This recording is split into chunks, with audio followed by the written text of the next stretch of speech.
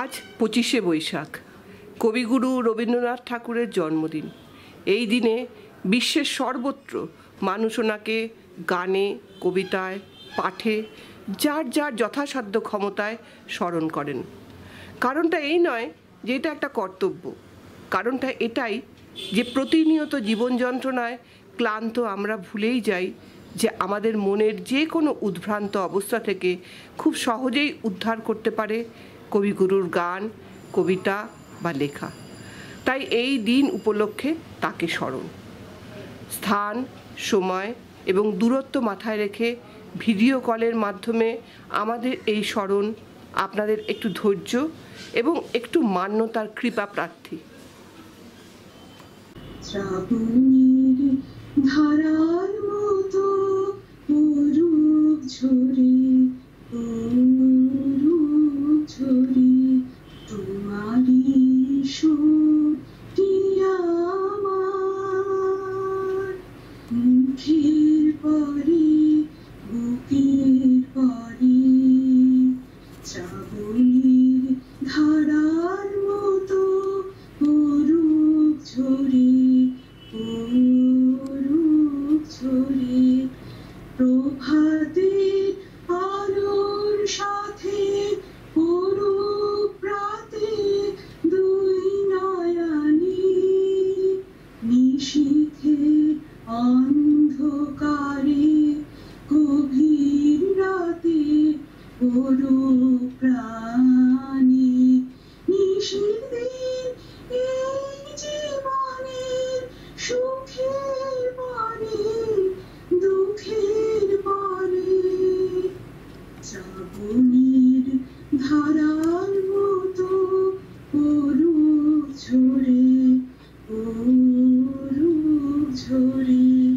যে শাখায় ফুল ফোটে না, ফল ধরে না একেবারে, তোমার ওই বাদল বায়ে দিক জাগায়ে সেই শাখারে যা কিছু জীর্ণ আমার দীর্ণ আমার জীবন হারা, তাহারি স্তরে স্তরে পড়ুক ঝরে সুরের ধারা। নিশীথের এই জীবনের তৃষ্ণার পরে ভুখের পরে। শ্রাবণীর ধারার মতো অরূপ ঝরে তোমারই সুরটি আমার মুখের পরে বুকের পরে। শ্রাবণীর ধারার মতো নব আনন্দে জাগো আজি, নব রবি কিরণে শুদ্ধ সুন্দর প্রীতি উজ্জ্বল নির্মল জীবনে নব আনন্দে জাগো আজি, নব রবি কিরণে শুভ্র সুন্দর প্রীতি উজ্জ্বল নির্মল জীবনে নব আনন্দে জাগো আজি। উৎসারিত নব জীবন নির্ভর উচ্ছ্বাসিত আশা ভীতি, উৎসারিত নব জীবন নির্ভর উচ্ছ্বাসিত আশা ভীতি। অমৃত পুষ্প বন্ধনে আজিয়ে শান্তি ভবনে নব আনন্দ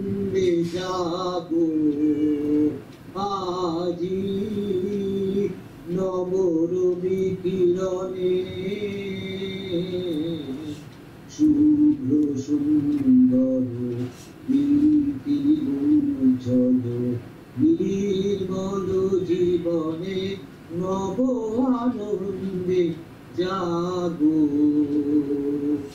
আজি। ওগো বাঁশিওয়ালা, বাজাও তোমরা বাঁশি, শুনি আমার নতুন নাম। এই বলে তোমাকে প্রথম চিঠি লিখেছি, মনে আছে তো?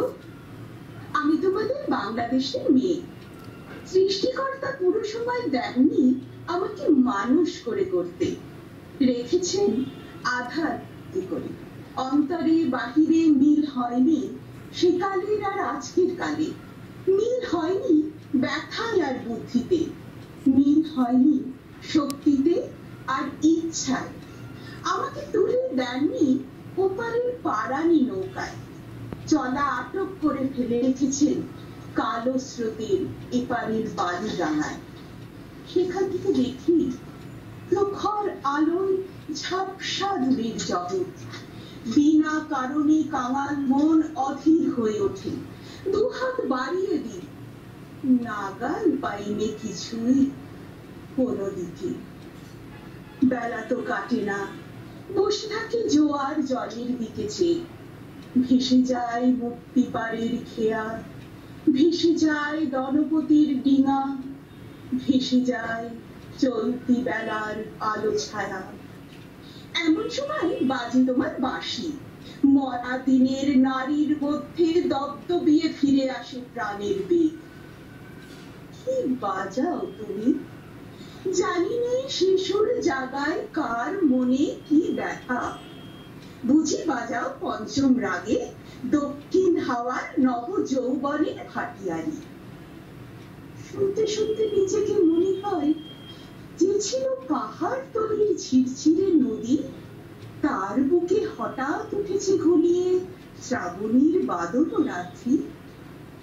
সকালে উঠে দেখা যায় পাড়ি গেছে ভেসে, একগুয়ে পাথর গুলোকে ঠেলা দিচ্ছে অজস্র স্রোতের ঘূর্ণি মাতন।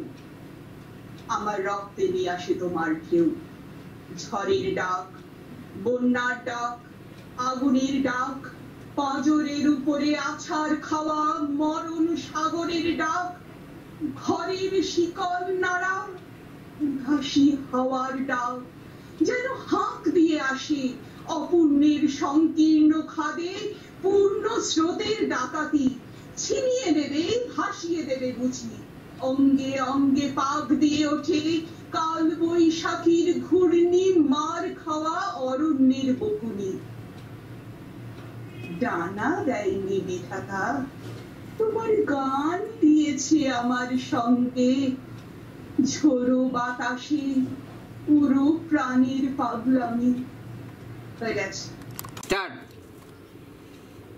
গল্পগুচ্ছ প্রসঙ্গে কবিগুরু রবীন্দ্রনাথ ঠাকুর বলেছেন, অসংখ্য ছোট ছোট লিরিক লিখেছি, বোধহয় পৃথিবীর অন্য কোনো কবি এত লেখেননি। কিন্তু আমার অবাক লাগে তোমরা যখন বলো যে আমার গল্পগুচ্ছ গীত ধর্মী। একসময় ঘুরে বেরিয়েছি বাংলার নদীতে নদীতে, দেখেছি বাংলার পল্লীর বিচিত্র জীবনযাত্রা। একটি মেয়ে নৌকো করে শ্বশুর বাড়ি চলে গেল। তার বন্ধুরা ঘাটে নাইতে নাইতে বলা বলি করতে লাগলো, আহা যে পাগলাটে মেয়ে, শ্বশুর বাড়ি গিয়ে ওর কি না জানি দশা হবে। কিংবা ধরো একটা খ্যাপাটে ছেলে সারা গ্রাম দুষ্টুমির চোখে মাতিয়ে বেড়ায়, তাকে হঠাৎ একদিন চলে যেতে হলো শহরে তার মামার কাছে। এইটুকু চোখে দেখেছি, বাকিটা লিখেছি কল্পনা করে। একে কি তোমরা গান জাতীয় পদার্থ বলবে? আমি বলবো, আমার গল্পে বাস্তবের অভাব কখনো ঘটেনি। যা কিছু লিখেছি, নিজে দেখেছি, মর্মে অনুভব করেছি, সে আমার প্রত্যক্ষ অভিজ্ঞতা। দেখেছি একজন পুরুষকে নিয়ে দুজন মেয়ের রেষারেষি, হানাহানি। দেখেছি পুত্রবধূর পরে মার সুতীব্র বিদ্বেষ। আমার চোখের বালি নৌকোডুবি পড়লে তা বুঝতে পারবে। কল্পনায় করেছি, কবিতায় রচনা করেছি মানস সুন্দরীকে। এ হলো কবিতার কথা, কিন্তু গল্পের উপাদান এ নয়। গল্পে যা লিখেছি তার মূলে আছে আমার অভিজ্ঞতা, আমার নিজের দেখা। তাকে গীতধর্মী বললে ভুল করবে। কঙ্কাল কি খুলিত পাষাণ, সেখানে হয়তো খানিকটা বলতে পারো, কারণ সেখানে কল্পনার প্রাধান্য, কিন্তু তাও পুরোপুরি নয়। তোমরা আমার ভাষার কথা বলো, বলো যে গদ্যেও আমি কবি। আমার ভাষা যদি কখনো আমার গল্পাংশকে অতিক্রম করে স্বতন্ত্র মূল্য পায়, সেজন্য আমাকে দোষ দিতে পারো না। এর কারণ বাংলা গদ্য আমায় নিজেকেই গড়তে হয়েছে। ভাষা ছিল না, পরে পড়ে পড়ে স্তরে স্তরে তৈরি করতে হয়েছে আমাকে। আমার প্রথম দিককার গদ্যে যেমন কাব্যের উপেক্ষিতা, একাধ্বনি, এসব প্রবন্ধে পদ্যের ঝোঁক খুব বেশি ছিল। ওসব যেন একটা গদ্য পদ্য বোঝে। গদ্যের ভাষা গড়তে হয়েছে আমার গল্প প্রবাহের সঙ্গে সঙ্গে। মোপাসার মতো যেসব বিদেশি লেখকের কথা তোমরা প্রায়ই বলো, তারা তৈরি ভাষা পেয়েছিলেন লিখতে লিখতে। ভাষা গড়তে হলে তাদের কি দশা হতো জানি না। ভেবে দেখলে বুঝতে পারবে যে আমি যে ছোট ছোট গল্পগুলো লিখেছি, বাঙালি সমাজের বাস্তব জীবনের ছবি তাতেই প্রথম ধরা পড়ে।